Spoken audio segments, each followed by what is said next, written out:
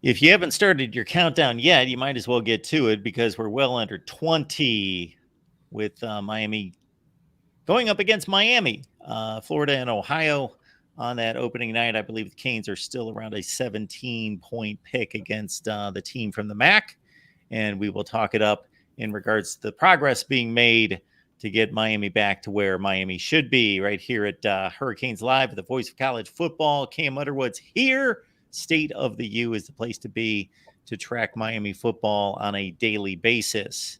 Cam, how are you?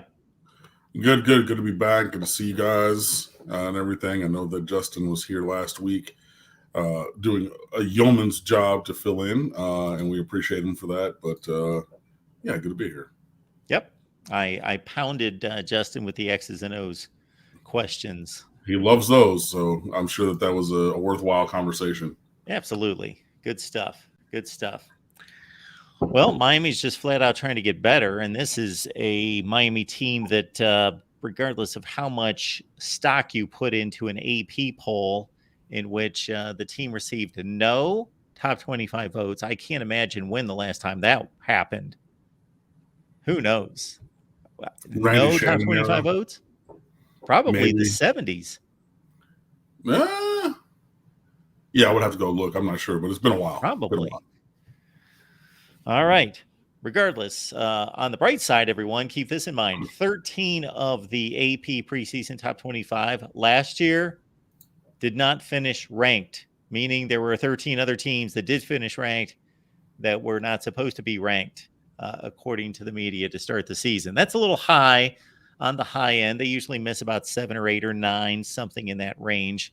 So there will be teams that let us down and other teams that surprise. It's also 3 consecutive years. 3 of the top 10 teams did not finish ranked at all by the close of the season. So there's something to the actual putting the pads on and seeing who's the better team on the weekend.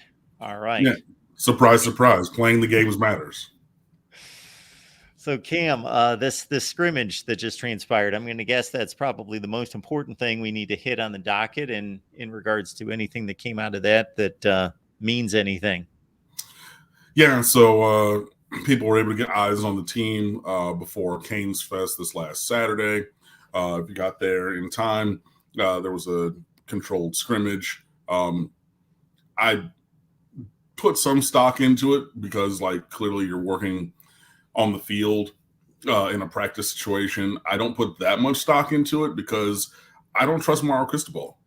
You know, like, he's very close to the vest. So I don't think that he's just like, hey, whoever gets here, you can see everything that we're doing. This is 100% the state of things. Like, there were depth chart games that are, were going on and everything. And but the thing about it is you couldn't hide what the performance was, good, bad, or indifferent.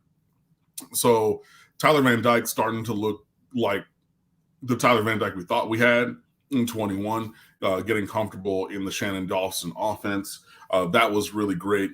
He's going to look for Xavier Restrepo. It's just going to be what it's going to be. Hit him for a long touchdown, also a long pass up the seam for a diving catch, which was great. Colby Young, Jacoby George making some plays. So your top 3 at wide receiver looking pretty settled. Tyler Harrell needs to be more consistent catching the ball, but, like, you cannot teach that kind of speed. So having him integrate into the passing offense is going to be very, very advantageous for Miami. It's about time to have a dialogue about Jahfari Brown. He's not progressing in terms of his passing accuracy. He had a really bad day in the scrimmage. And that was met with all the reports coming out of, well, he's doing so much better in practice and he's really growing and developing, blah, blah. If you're not doing it when the lights come on, and the lights weren't even on, you know what I mean? If you're not doing it when it matters, does it matter? You know what I mean? So obviously there's the element of his QB run ability, which is mitigated in scrimmages because you're not having your quarterbacks run live. But the minor progression, we'll even call it moderate progression in his deep passing, is not enough to overcome the deficiency still in short and intermediate area accuracy, and feel for passing, like, when there are people around, in that, short and intermediate section of the field. So that is opening the door for Emory Williams to make a charge, true freshman, to make a charge for backup quarterback, because, Jahfari Brown is not able to do it. And I know it was only one session, so take it with a grain of salt, but like, I find it hard to believe that everything was perfect and then it was as bad as it was on Saturday during the scrimmage, or as perfect otherwise in terms of his progression during spring, summer, and fall camp so far. And just the one day was the solo outlier. I find that hard to believe. Might be true. I just find it hard to believe. So, yeah, Emory Williams is making a big charge for this backup quarterback spot. And, hey, man, let the best guy play there. But still, hopefully, neither of them play there because Tyler Van Dyke will be healthy, is the goal. Running back, A.J. Allen, transfer from Nebraska, really showed something. Run hitter, which Miami's not had since, like, Duke Johnson's freshman year-ish, maybe? Like, shades of Travis Homer and DJ Dallas did it a little bit. But, like, he got loose. And that was a transfer that I'll say I overlooked a little bit at that position, saying, yeah, we have talent there. I mean, we have guys and everything, but Henry Parrish, he's fine, and he's probably going to be your starter because he's consistent and everything. But A.J. Allen really took a step forward. Donald Chaney Jr. trying to work his way back into the rotation showed well. Also, Mark Fletcher is a giant at running back, true freshman, 6'2", 230. And he also was just running through and over people. And that makes me very comfortable with where that position is, even missing a Trevante Citizen, who I believe to be when healthy, the most talented running back in that room. But that injury he suffered or sustained last year was really catastrophic. And he's had, I think, one or two setbacks from that. And to the point where, like, I'd even asked, like, when was the last time we saw him? Because they weren't even having him go to, anything. But he was pictured at, like, media day at the beginning of fall camp. So at least, like, we know, okay, like, hey, Trevante Citizen's here and around. But with the other guys stepping up, that makes that position a lot stronger and diverse, especially when you have a home run potential back in A.J. Allen. Louisiana native, by the way, in case you were wondering where he was from originally. Offensive line, I think the starting offensive line can be okay. But from where we were, which was atrocious, to okay is like 2 steps forward. And that's really important to have. And that's going to be the most important thing because, like, last year we got quarterbacks hurt, like, plural, because the offensive line was terrible, but even being just under league average or league average is such a huge step forward. So we're still waiting to see what will happen with Zion Nelson, who's been held out. But even absent him, that top 5 group seems to be pretty decent. Need to find those guys like 6 through 8, 6 through 9, in case somebody gets dinged up for a game or a play or something, especially backup center. We have some guys I think that we could put out at guard and tackle and rotate some things around. I don't think that we have a backup center behind Matt Lee worth his salt. So, Matt Lee, he's going to have to be a really key guy who plays pretty much every snap. On the defensive side, Reuben Hurricane Bain, I mean, kid just makes plays, man. So he's doing that. My guy, who I've been telling you is going to take a leap, Nyjalik Kelly, starting in front of Jahfari Harvey at one defensive end. So, like, he's continuing to show himself primed for a big year. Kam Kinchens continues to be named everybody's All-American before the season. The talk of the scrimmage was the fact that James Williams was working with the second team. He worked with the first team and the second team and was at safety and nickel and backer. But he did start his day with the 2s, not the 1s. So I know that a lot of people were, talking about that and everything. James Williams was going to start. James Williams is going to play several hundred snaps this year. This is not a thing where he's dropping down the depth chart to not playing. There are other guys at other positions that are having that, but not he. But besides that, Francisco Malagoa, the linebacker brother, that's your starting middle backer from day one. Set it and forget it. KJ Cloyd, transfer from Louisville, is really giving Wesley Basaint a run for his money at the other linebacker position. And also Cloyd has very good pass rushing ability. So that is interesting from like a multiplicity kind of standpoint where he can do things differently and be used in different ways. So there's that. And cornerbacks just continue to fight and develop. The Brown brothers, Damari and Devontae, playing well. Jadaeus Richard, the transfer from Vanderbilt, Jaden Davis, and Corey Couch. There are numbers to throw at the position there. We'll see who ends up starting. But I think that, like, that group is better than the sum of its parts. You know what I mean? Like, it's not, there's no individual superstars like Tyreek Stevenson, who's going to, was a second-round draft pick, so he's going to make his team. DJ Ivey seems like he's going to make the 53-man roster for the Cincinnati Bengals. Like, every time I go on Twitter, I'm seeing him intercepting passes and making, plays. Again, I mean, he was with the twos. I even saw one of the interceptions was against the ones in Joe Burrow, even in camp. So, like, again, he wasn't the superstar that we might have wanted in Miami, but I think that DJ Dallas's game does transfer better into the NFL because of his size and the contact rules. And regardless if he wasn't that superstar and everything, Stevenson and Ivey played like 99.5% of the starting snaps as outside corners last year. So you don't have that kind of talent. I don't think right now you can develop those guys into the talent, like maybe the Brown brothers and Rashard. But Rashard, he's going to move all around everywhere because he's that kind of Swiss Army knife. But really looking at that. So those are the things that I mainly take away. Also good to see five-star Jaden Wayne really starting to take a step forward heading into his true freshman season.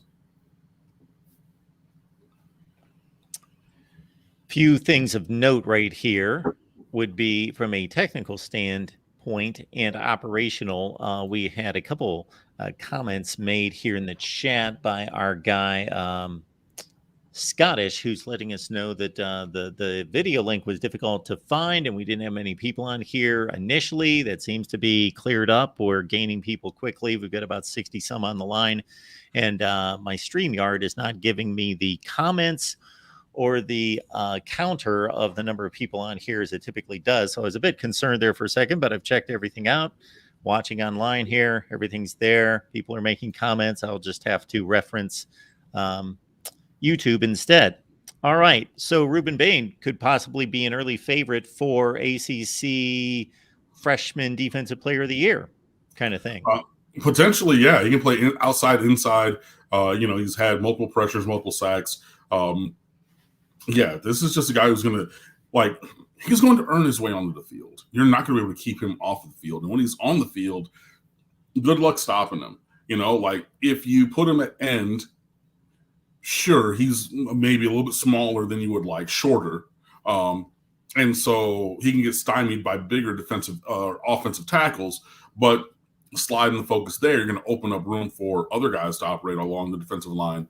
And then if you put him inside, GG's, good luck with a college guard or center trying to get their hands on this guy. It's just mismatch central. So, yeah, he's a guy who continues just to develop and show himself to be the elite player, that we all knew he was, two-time Miami-Dade County Defensive Player of the Year, has the record for sacks in the season for a Dade County defender, all the accolades you could ever want. I don't know how. Well, I do know how. He's 2 inches shorter than, a physical freak would be. But, that kid should have been a 5-star recruit. If you had those numbers anywhere, anywhere else. But, he played for Miami Central. They played – they won a national championship again for, the third year in a row. They're playing elite programs. You know what I mean? And he himself – was dominating in all these games against all these national teams and things like that. So it's not even like he was at LaSalle Immaculata or, some small school off the beaten path down here in Dade County. he was at the starring for what has become a name brand program. Now, I mean, everybody knew Miami Central before, but their championship history started in 2011, right? So they're one of the national superpowers, and everybody's watching them every game do that to every team that's on the roster of the schedule, and still is only a 4-star. Still ridiculous to me, but regardless of the star ranking in high school, that is a guy who I want on my team. That's a guy who's going to play a lot now and into the future, and he's trending where if he gets enough snaps, he absolutely could be ACC Defensive Rookie of the Year, 100%. Chat room, help me out on this point. We always want to acknowledge super chats. Of course, we appreciate your contributions. It's a little bit more difficult for me to find them tonight. So if somebody has contributed something, we certainly don't want to miss that comment or question. So please just, put something in caps or something just to alert me if I in any way miss those. While we're doling out the accolades or possible accolades, I saw that Kam Kinchens was rated one of the top 50 players in college football, according to Pro Football Focus.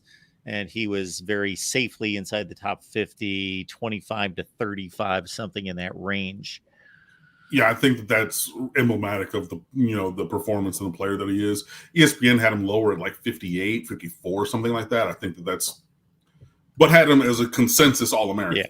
And I'm so you can't have it. If he's one of the top 22 players, right, as you're saying, then you have it that doesn't compute. And I get you're depressing his value because the team went 5 and 7. Shouldn't. Right. In an individual setting, exactly. You should not. And I don't. And that's why I'm saying, okay, I think that Pro Football Focus is more aligned with his actual ranking and actual positioning in the world of college football, as opposed to ESPN, which I thought had him a little lower than he should have, especially since they had him as a consensus first-team All-American, which, if you take away the specialists, would be one of the top. Well, I mean, even if they win, I think they go 14 now to give a flex position on each side of the ball, or a couple. But still, you're talking top 30 at a bare minimum for a guy who led the nation in interceptions and, just was everywhere for yes, it was a bad Miami team, but he did his dollar. So yeah, being a top 30 player, he's earned that for sure. He's performed to that level, and we're going to need him to lead by example and performance again to hopefully improve the record this year. Now, one thing I will say in possible defense of any listing like that is that not every position's created equal from the standpoint of it could be a really strong year for defensive ends and a weak year for linebackers and a strong year for safeties. You follow me? Yeah. So the top 50 could be flooded with wide receivers because it's an extremely strong year for wide receivers. It could be thin on offensive linemen because it's a weak year for offensive linemen, whatever. But all things being equal, I will also say to that point, and this is reflected by the Pro Football Hall of Fame in particular, any type of media selection, they're always going to favor guys that handle the ball, the quarterbacks, running backs, wide receivers. They are inordinately represented on these type of lists. Yeah. If you think about the Pro Football Hall of Fame should actually have 5 times as many offensive linemen as quarterbacks, because there's 5 times as many offensive linemen on the field at any one time. So if you're the 5th best offensive lineman in the NFL at any one time, if anyone could reasonably judge that, if God could come down and tell us that's the 5th best offensive lineman, then that's equivalent to the best quarterback in the NFL, because there's 5 of them playing at the same time. So there are 160 starting offensive linemen in the NFL, and there's only 32 starting quarterbacks. That's assuming a consistent level of performance, but I mean that is one way to look at it. But over time, it is easier just in general to look at the the players at positions with counting stats. Like he threw for this many yards, he caught this many passes, he rushed for this many touchdowns, and go from there. Which is why there have been books, take your eye off the ball, how to watch offensive and defensive line play and appreciate those things. And, like there are people, even in the world of sports media, like Andy Staples, who played offensive line at the University of Florida and is now, in the world of sports media. And he talks about different things and looks at things differently. And it's just like, yeah, especially for those of us who didn't, we all know I didn't play football, but especially like, yeah, those who didn't or like look one way or were taught to look at a certain thing, opening your brain to looking at it in a different kind of a way. But regardless of any of that, Kam Kinchens should be easily a top 25 player in the country by any list heading into this season based upon his demonstrable performance last year. Kamarion Franklin, Zaquan Patterson, Xavier Mincy. I see that they have dates, announcement dates coming up. Yeah. Big Cam Franklin from Mississippi, 5-star defensive tackle, is set to commit somewhere this weekend. I believe on the 19th is his selected day, which would be Saturday. This might be an all-time fumble for Miami, an all-time whiff. He's literally visited campus 7 times this calendar year, but by all accounts, Auburn it's gotten his most recent visit and is trending strongly in that direction, like he's going to pick them, which would, he's been at Miami more than a little bit. He's been at Miami more than some local players. And if he goes to Auburn, and I know Miami's trying to fight back right now, but if Cam goes to Auburn, that's just an all-time whiff. Like, literally, I don't even know what to tell. Like, at this point, we're in the middle of August, but up to 2 weeks ago, he had been on campus once a month on average this entire calendar year. Like, what else do you want? You know what I mean? And you get all the FaceTime that you want with the family, with the player. He's there for, Legends Camp and Elite Prospect Day this and Cookout that and other time this and, always, and only one official visit. So he's been paid his way, multiple times to drive or fly down from Mississippi. And in the end, if he goes elsewhere, anywhere else, it doesn't even matter if it's Auburn, but if he goes anywhere other than Miami, there's no way to classify that other than like one of the biggest whiffs in recent recruiting memory, pretty much across the board. Like, I struggle to think of another whiff that would be like anywhere across the country, even that would rival that. Especially from the number of times he's visited and the amount of recruiting capital that we put into that player, man, just that will be not a welcome sight. Even with Colin Simmons from Duncanville, Texas, who committed to Texas, 5-star defensive end, like top 5 player in the country. He was on social media last week, just on some bullshit, just like, I don't know where, and it was all from him where he's like putting up all this Miami stuff like, hey, I'm committing soon, maybe I'm going to Coral Gables, Miami, and like, it's been known for a while, like he was not coming to Miami, he was going to Texas. And like, I don't know why he was pushing this scenario like he was possibly going to come to Miami, but like, Cam has been to Miami so many damn times, that will be a tough pill to swallow. But maybe get ready with your favorite flavor drink, because you're probably going to have to do that coming up this weekend. Zaquan Patterson from Chaminade, 4-star, 5-star safety. Miami is embroiled in another recruiting battle there. Feel good, but not anything finished. He does want to commit sometime before his season starts, which would be in the next week or so. If he were to do, but he has not necessarily narrowed down a date as of the last time that I saw when I just, went to go look a minute ago. But that's a player that Miami and others have been hot after, and we would take. Xavier Mincy is a big 3 battle at this point, but Miami is still engaged in that. I think that with him, I don't have as good of a read, but we shall see. But as of right now, I think that we have 1 in Patterson, a no in Cam Franklin, which again is just one of the most epic fails in recent Miami or anywhere recruiting. and then a possible in Mincy, but that possible just really because I don't know. So I am scanning the chat. I won't be able to post these. It's very strange. I can't. The StreamYard's now populating the chat. So anyway, I can see them here. We just won't be able to post the comments and the questions here, folks. But we have OK Yaddis. I think we're going with a Josh Gaddis deal there. But OK Yaddis, thoughts on Jalen Rivers at left tackle, and do you think he will last the full season or will be replaced by Sampson down the line? He would be he's starting at left tackle now because Zion's still out. I think he profiles better at guard, so I'm not sure that he'll last the full season. I mean, the best case scenario is Zion Nelson comes back and then we deal with it there. I don't think that Jalen Rivers lasts the full season at left tackle.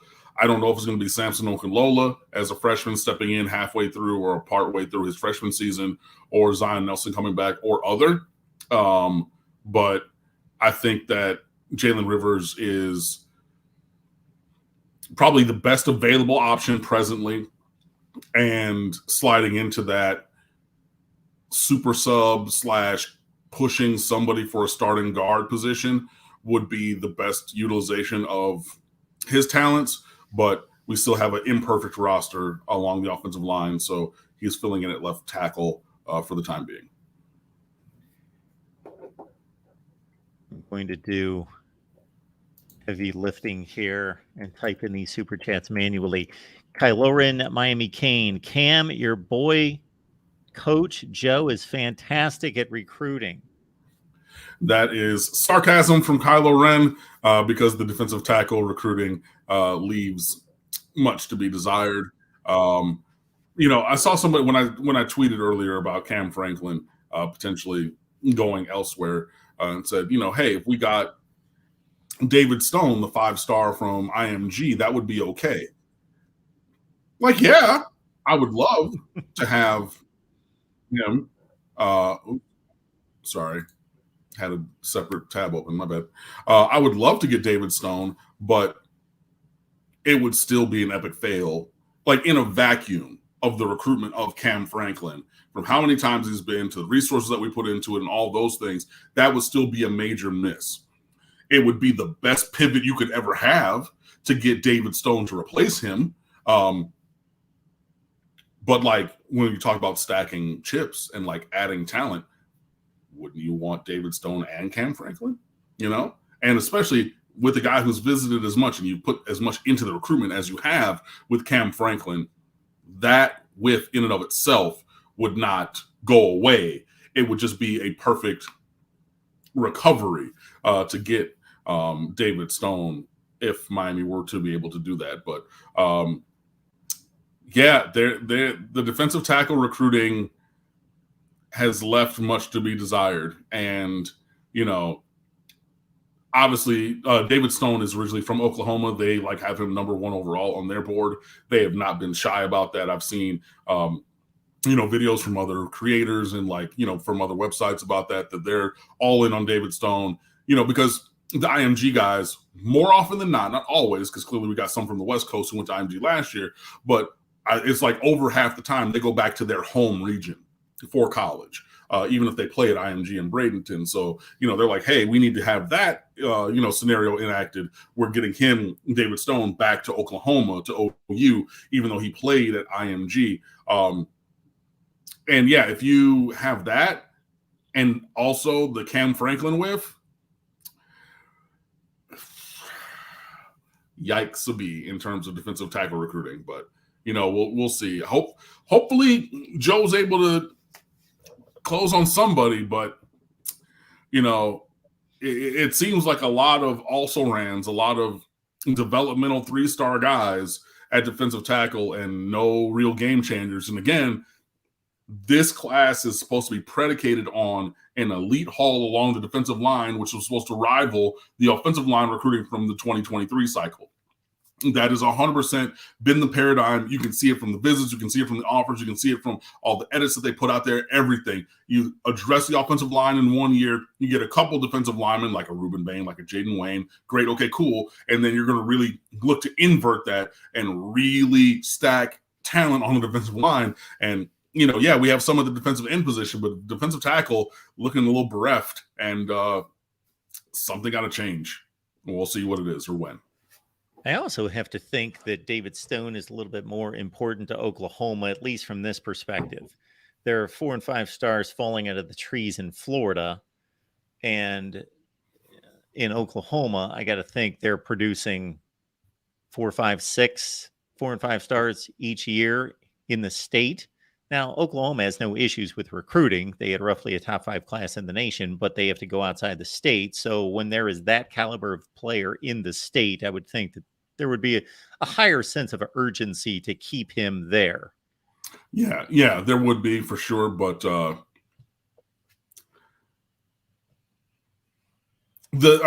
big thing is there's more defensive ends in South Florida than, dudes who are, 6'4", 270, or that's what he's listed. I think that I've seen he's listed closer to 6'5", 285 right now, David Stone. So, like, those guys don't fall off of trees in South Florida even.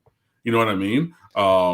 So that is and my previous soliloquy was talking to the fact of Miami has struggled to get these bigger kind of dudes, especially in this class. So it is really foundational for both, because you have to build on the defensive line. And like OU coach Brent Venables, like when he was at Clemson, they were incredible. Why? Because those defensive lines, year after year after year, and still continuing, that was the foundational focus of roster building for them, right? Well, that and getting generational quarterback on top of generational quarterback, but whatever. But past that, it was the defensive line. So he's taking that same paradigm. So like David Stone means inordinately more to them than a Miami, but like we still need guys like that. And it looks like one of our other top targets probably not going to come here, despite having been on campus more than a little bit this year. And David Stone being, the other kind of top of the line guy,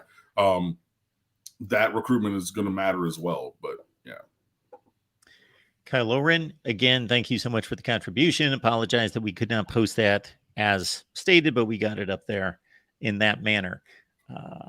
Other question coming in. Yes. Chi-Town Kane is asking about Booker Pickett.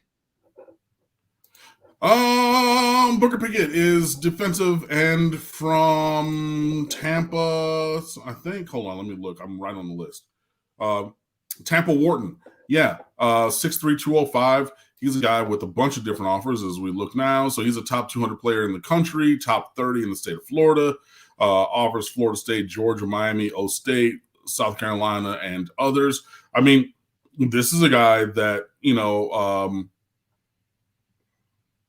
his dad played in Miami, Booker Pickett, from 94 to 96, and his uncle played Ryan Pickett for your Acorns up there and won a Super Bowl even. So this is a guy, with pedigree and everything. I would take Booker Pickett. Obviously we got to see how the board shakes and everything, but like in a vacuum, a high 4-star guy from the state of Florida, from Tampa, not traditionally a Miami stronghold in terms of recruits from Tampa coming to Miami, although we have sprinkled in a couple here and there. But Booker Pickett is a known guy, and we shall see how things shake out as the cycle continues. Folks, we appreciate you being here each and every Wednesday night, 7 o'clock Eastern Time. Cam Underwood, State of the U, and with the season drawing close, you'll want to get on over to State of the U to check out the latest as you prep the season, with Miami taking on Miami of Ohio. I keep getting this confused. That is a Friday night game, correct? Yes. Friday night opener, second week against A&M is Saturday, and then the third week, HBCU sacrificial is Thursday. Yep. Yes. So Friday, Saturday, Thursday for the first 3 games. So two of the first three on weekend days, which some people were in the comments or in my mentions on social media, being very upset about. But like, I don't set the schedule, guys. Sorry. Who's carrying this opening game? I have the schedule open right in front of me. ACC Network, Friday night. Okay. They won a Friday night game, apparently. Yeah. So, I mean, leading into 5 days of football for Labor Day weekend. So you get one on, Friday, Saturday, Sunday. I don't think there's a Thursday game. So at least 4 days, but Friday, Saturday. There are Thursday games. Yes. Oh, so, okay, cool. There are. So 5 straight days from my cousin's birthday, August the 31st.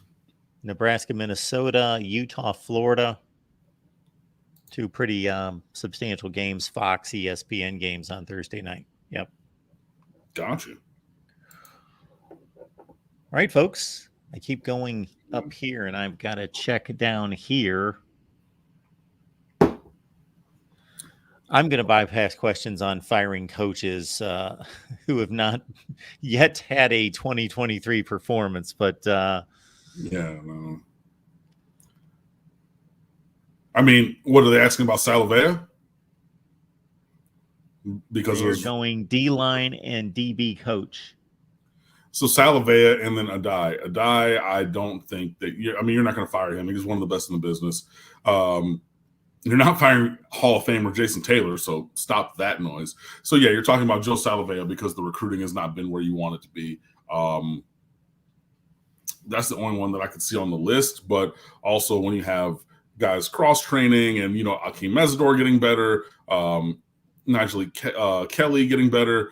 Haven't even mentioned Leonard Taylor 40 minutes into the show, and like he could potentially be, a first-round NFL draft pick if he's consistent with if he expands his already great level of output in a consistency kind of a way. So like he wreaks havoc, but we just need to see him do that for like more snaps. And he's, obviously coached by Joe Salavea, but I think it would have to get a lot worse for him. And Jamil Adai, the defensive back coach, I just don't see that. I see him leaving before we would fire him. Falconer TRX, thank you so much for the contribution. I don't know if you're just joining us, but we are having issues posting to the screen, but thank you so much for that. We appreciate it. If you've got any comment attached to that, I will catch up with it here in just a second. But there is, and from a generic standpoint, this is one of my favorite personnel conversations for a team that's got a loaded running back room, but you're being asked to size up the running back room and how it probably plays out in regards to 1, 2, 3 and distribution. 1, Henry Parrish because of consistency. 2, if he keeps developing the way that we're seeing, AJ Allen just because he can be a home run hitter. 3, Mark Fletcher because he's playing to his size, which is pretty incredible. And then anybody else. So, Donald Chaney Jr., if he wants to, insert himself into the top 3, I'll welcome him to do so. Big fan, always have been. So hopefully he's healthy and able to showcase the majority of his talents. And again, I'm firmly of the idea that Trevante Citizen is the most talented, or was pre his pretty catastrophic injury. That they've been really quiet about it, and I know that people have asked about his injury and his rehab and things like that, and they've been really, especially with as loud as they were about, we're so excited that we got this guy, from Louisiana, away from LSU, away from Auburn, away from Alabama, away from all these powers, yada, da, da, da, da, da, da, da. When they signed him to radio silence, like, I've said this in terms of personal relationships, but like silence speaks volumes. You know what I mean? So like when you come out big, like a lot talking about this guy, and all of a sudden you're intentionally silent about that same player, my spidey senses start tingling. So I'm not sure about that. But if he's able to be healthy and play to the caliber of player that we thought we were getting when he got here, that'd be great. But as of right now, yeah, Parrish, Allen, Fletcher, and go from there. And, maybe things flip up if there's an injury or something down the line. But sitting here right now, that's how I'm handicapping things. Falconer TRX, thank you so much for the contribution here, letting us know late was hitting Naples Council like Warren Sapp. Okay. Appreciate you being here, man. Thank you for that. All right, everyone. Is there anything else we need to hit? I'm out of topic items myself. I looked up the line for the opening game. Miami of Florida is a 17.5-point favorite over Miami of Ohio with over under a 46. 46.5, excuse me. I think if the Miami Hurricanes are to have the season that they desire, you need to hit that and, cover that and hit the over on that. And like the Kings driving the over. I don't want to have a damn, 30-27 win or whatever. I mean, that would be way over at 57 total points on a 46.5. You know what I mean? Like, I don't want to have, or what, 28-21, that would still be over. I don't want that kind of over with not covering. So, we'll see about that. But, not going to go through the entire schedule, man, but I'm still going to stick with 7-5. Prove me wrong, but Miami has 7 home games and 5 road games this season. There's a reasonable path to think 8 or 9 wins. And I was having a conversation with a couple different friends on that point today.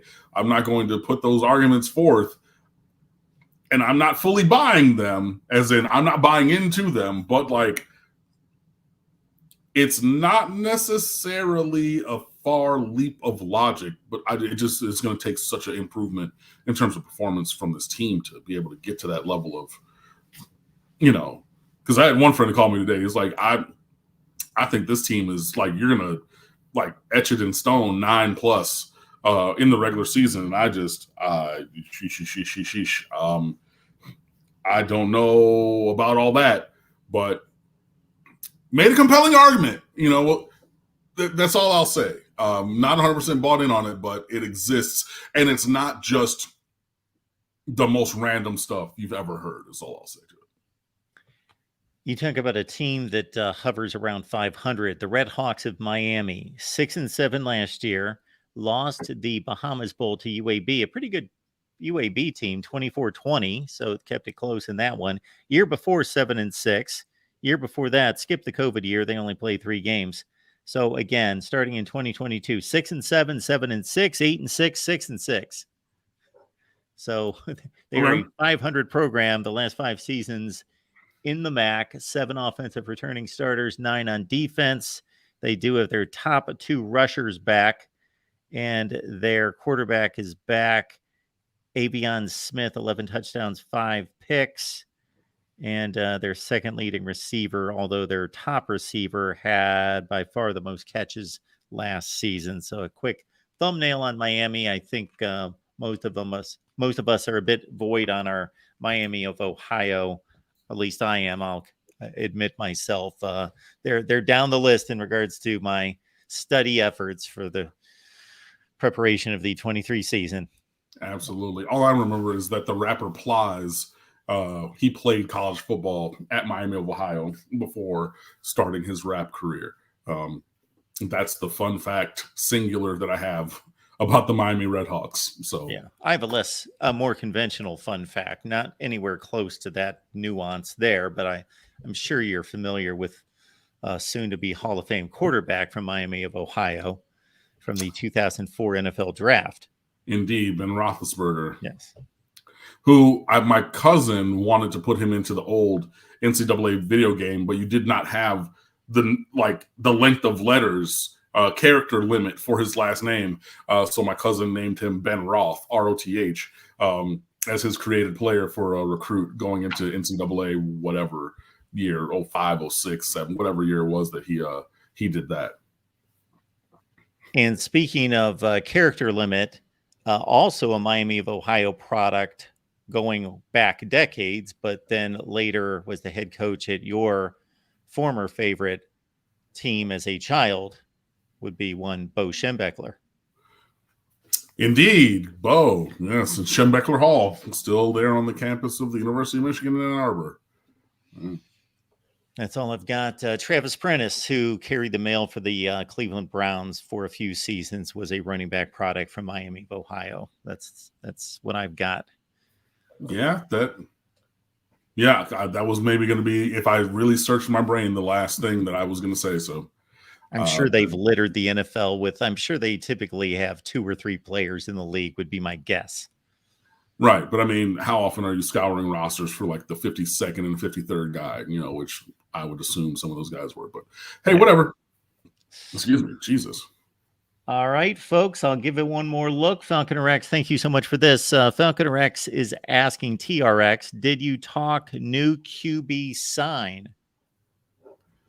No, did not. The 2025 kid from Milton, Georgia.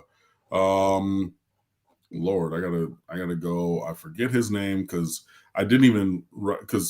I had just a lot of work stuff last week. I was working like 17-hour days. I was telling Mark before I signed on here, or before we came live. But there we go. Luke Nickel from Alpharetta Milton. 6'2", 205.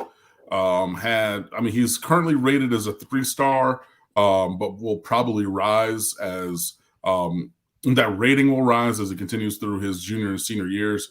10-4 record at Milton last year, led them to the semifinals in Georgia's, 7A playoffs. 59% completions, 2,500 yards with a 3-1, 24-8 touchdown interception ratio. And he ran for a couple hundred yards and 3 scores. He's a gamer. He can move. I saw he has a nice arm. I saw a couple of, breakdowns. Shout out to Steve-O, who does a great job with the film breakdowns. But is a kid who has very good accuracy down the field, has a strong arm, not maybe, Joe Milton arm where he can just flick it and it'll go 90 yards, but strong enough to make all the throws. Good size, comes from a family. Brother signed at Michigan State in 2022. His dad played tight end. His brother plays tight end for Michigan State. Father played tight end at Stanford back in the late 80s, early 90s.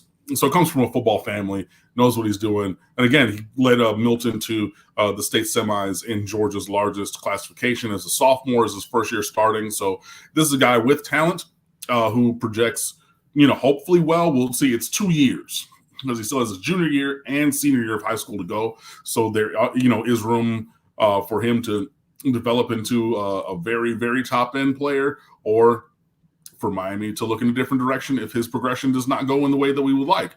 But hey, that's me on the screen right there. Great.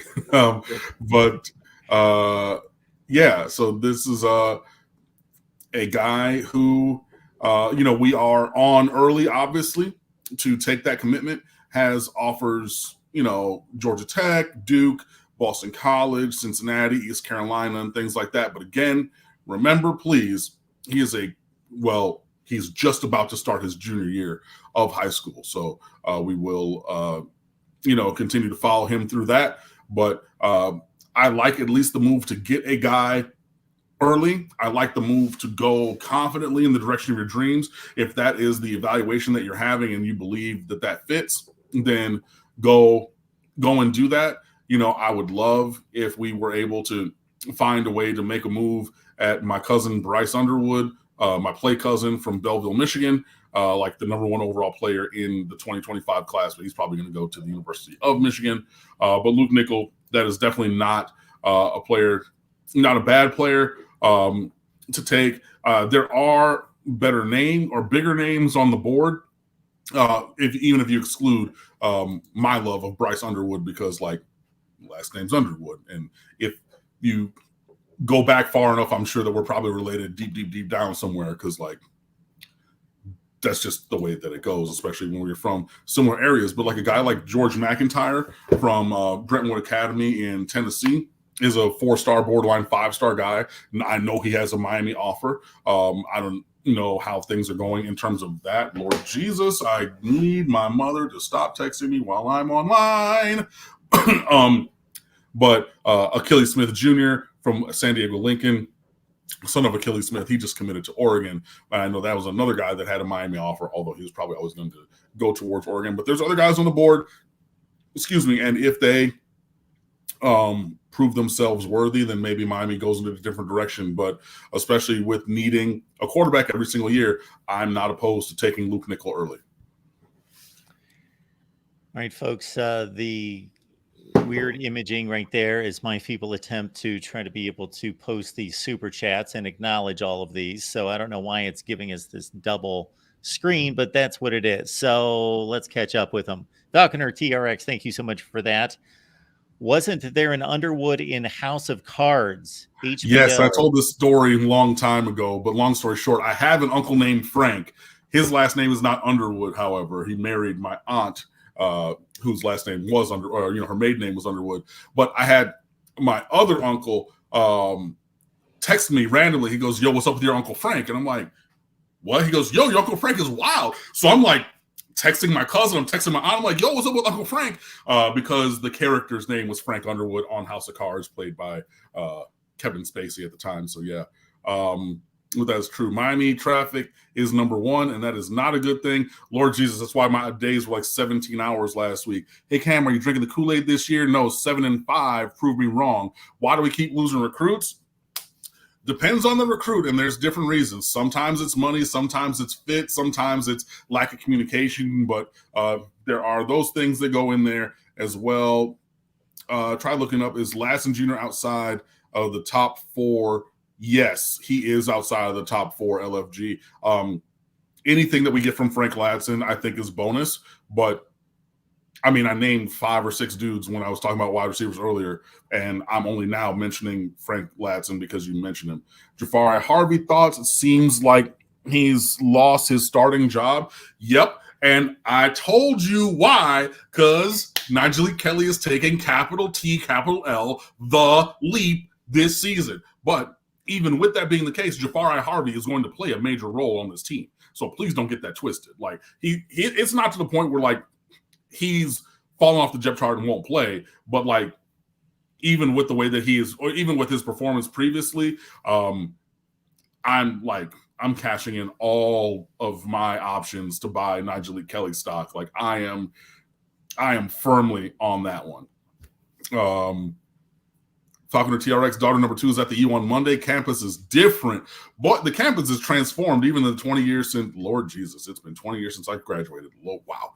But in that time, but the quarter century that I've been associated with the University of Miami, yes, it has changed. Miami over Texas A&M by a touchdown. That's a high-scoring game for that game, though, 42-35. Wow. I'll take the result, but like, whew, a shootout like that it's quite the departure from last year's game. What was it, 14-9? 17-9? Something like whatever it was, 17-9, 14-9. It was, yeah, it was a rock fight. That would be a very, very big departure for both teams on that. That would be crazy. But at the end, Miami coming out with that win, sign me up. Even if it is that, almost 80 over-under number. What else we got in there? ATM is the correct split. Yep. But capital T, so little a, capital T, little M, because that's what they have on the helmet. I want to upset Clemson this year. Who doesn't? I don't know if it's going to happen, but yeah, I would like that. But let's kind of game theory this out. If you had to pick one as a Miami fan, beat Clemson for the first time in 5 ever, or beat Florida State? I think the answer is clearly Florida State. But, still, I just want a Clemson game that is a one-possession game. That's what I want. I want a competitive game and result against Clemson, even if it's 35-27. So we lose by 8, but that's still one possession because it's a 2-point conversion. You know what I mean? Like, So a showing like that would go so far for this program. And like, honestly, as I sit here, I've been saying 7-5, prove me wrong. I'm chalking that up as an L from today, from way back. You know what I mean? But if you can show that like you belong to be on the field with them, if you have a game where the result is within a score, 8 points or fewer, that would, especially because they've blown our doors off every single time that we've played them in the last decade. That's a big step in the right direction. And I think that, it is a little bit of well, not a little bit, it is moral victory talk of what would an acceptable loss be. But an acceptable, like a 35-27 at home loss to Clemson, like 31-24, even, I know I said I wanted it to be one score, but like a 34-24 would be such a big step in the direction we want to go that even I think that would be when you look back at the end of the season, you would look at that as acceptable because Clemson's probably going to be pretty good. And while at the time that Texas A&M 17-9 loss looked acceptable, both teams were dumpster juice. So like that really wasn't acceptable because you're like, hey, they were really bad. We probably could have beaten them and got to a bowl game. But then they're saying, yeah, we got to 5 and we beat y'all. So like, if we're really bad, what were you? And we were really bad. But like, yeah, what at the time looked like it could have been and looked at the time like it was an acceptable loss to A&M at the end definitely was not. So, we'll see how those kind of things go. Yeah, I think Florida State would be the win that most Miami fans, and if I'm going to play the role of Miami fan, I'm going Florida State number 1. I'm going Clemson number 2, even if that sacrifices another game that I can't think of a team that would be Georgia Tech. I don't know what the schedule is because it's not the cut and dry Coastal Boston Division. College, Louisville. Yeah, like even if they have to sacrifice a Boston, I know that they don't have a choice, but right. If we hypothetically can sacrifice a Boston College game, people are going to understand, okay, Miami's still building, Cristobal's building. I think for the national recognition of right. beating a Florida State. And then your number 2 is Clemson for obvious reasons. And then I think third is Texas A&M because I just think there's more national recognition. That's the big out-of-conference game. And I am expecting Texas A&M to be a much improved football team or to have much improved results this year. Now, if they lose to Miami, then maybe they won't fulfill that type of season. But those would be the 3 in order that I would. Well, let me ask you this then. North Carolina or Texas A&M? If there's a chance of going to the ACC championship game? No, just in your – so we know like Florida State, Clemson. I get 1, it. 2. Yeah, and it's later in the season to show more progress later in the season. It's like 3 weeks later. Or, no, it's like a month later. Yeah.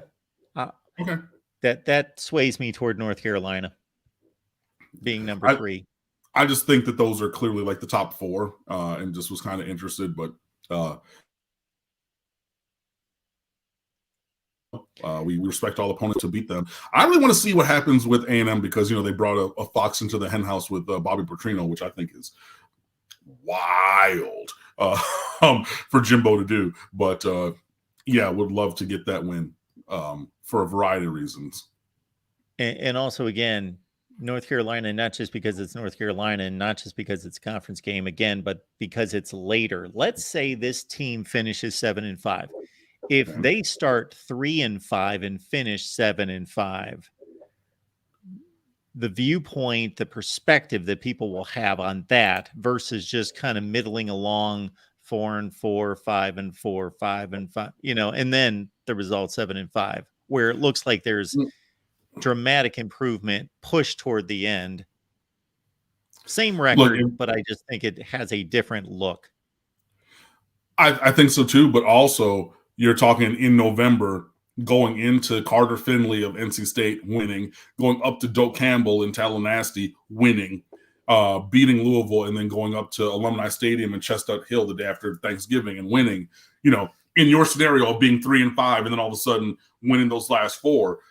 That's the path in November. 3 road games, including Florida State. So, yeah, that's not the path I suggest to start 3-5. No, the one that was in your hypothetical, right? But that's a better look. I think we're having a different conversation, especially in the chat at 7-5 in December, having done that rather than being 6-1 in finishing 7-5. Fact, for sure. The tone and tenor of the conversation would be vastly different, but like I said, I've been set on that.